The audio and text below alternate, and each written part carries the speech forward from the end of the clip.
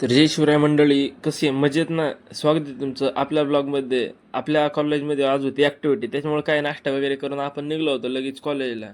आणि हे बघा, पुण्यातले सगळ्यात निवांत माणसं आहेत बरं का, बाकी सगळे नुसते धावपळच करीत आहेत. आणि हे कुठं गुरांना घेऊन चालले होते काय माहिती इथं पुण्यात.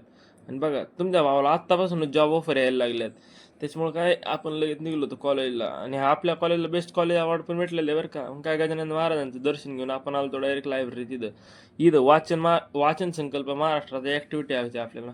मग काय सगळे पोरं बसलेत लगेच वाचायला. वाचायचं म्हणजे तसं नव्हतं, 2 तासात वाचायचं बी आणि त्या पुस्तकाचा रिव्ह्यू बी द्यायचा होता. त्याच्यामुळे सगळेच पोरं रिव्ह्यू बी देत होते आणि वाचित बी होते. मग काय तिथून आपण लगेच आलो रूमला.